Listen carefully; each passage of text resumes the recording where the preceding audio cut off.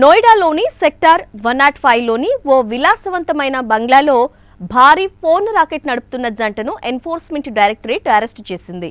ఉజ్వల్ కిషోర్, నీలు శ్రీవాస్తవ ఈ రాకెట్ సూత్రధారులు. ఈ జంట మోడలింగ్ అవకాశాల కోసం వందలాది మంది యువతుల్ని ఆకర్షించి వారి ఫోన్ వీడియోలను చిత్రీకరించారు.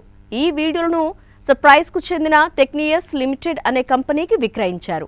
ఈ కంపెనీ స్ట్రిప్ చాట్, ఎక్స్ హెమ్స్టర్ వంటి ఫోన్ వెబ్సైట్లను నిర్వహిస్తుంది. ఈ రాకెట్ గత 5 ఏళ్లుగా పనిచేస్తుందని మీడియా నివేదికలు చెప్తున్నాయి. దాడి జరిగిన సమయంలో 3 మోడల్స్ ఆ ప్రదేశంలో అశ్లీల చిత్రాలను చిత్రీకరిస్తున్నారు. ఈ ఆపరేషన్లో 400 మందికి పైగా మహిళలను ఉపయోగించినట్లు ఈడీ వర్గాలు తెలిపాయి. ఢిల్లీ ఎన్సీఆర్ నుండి ఫేస్బుక్, ఇన్స్టాగ్రామ్, వాట్సాప్ ద్వారా మహిళల్ని నియమించుకుంటున్నారు. చిత్రీకరించిన వీడియోలను half face show, full face show, న్యూడ్గా వర్గీకరించారు.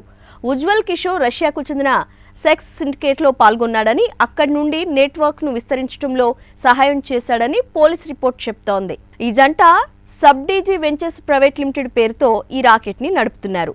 ప్రకటనలు, మార్కెట్ పరిశోధన, ప్రజాభిప్రాయ సేకరణ సేవల ముసుగులో విదేశీ చెల్లింపులు క్రమం తప్పకుండా వస్తున్నాయని ఈడీ తెలిపింది. అయితే ఈ డబ్బు ఎగ్జామ్స్టర్లో ప్రసారం చేయబడిన వయోజన కంటెంట్ నుండి వచ్చిందని ఏజెన్సీ తెలిపింది. దాడి సమయంలో ఈడీ అధికారులు వయోజన కంటెంట్ను ప్రసారం చేయడానికి రూపొందించిన అధునాతన స్టూడియో సెటప్ను కనుగొన్నారు. సోషల్ మీడియా ప్లాట్ఫామ్ల ద్వారా మోడళ్లను నియమించుకుంటున్నట్లు ఏజెన్సీ తెలిపింది. కంపెనీ దాని డైరెక్టర్ల బ్యాంకు ఖాతాలో 15.6 కోట్లకు పైగా అక్రమ చెల్లింపులు జమైనట్లు గుర్తించారు. అదనంగా నెదర్లాండ్స్లో ఓ బ్యాంకు ఖాతాను కనుగొన్నారు. ఇందులో దాదాపు 7 కోట్ల రూపాయల టెక్నియస్ లిమిటెడ్ నుండి బదిలీ చేయబడ్డాయి.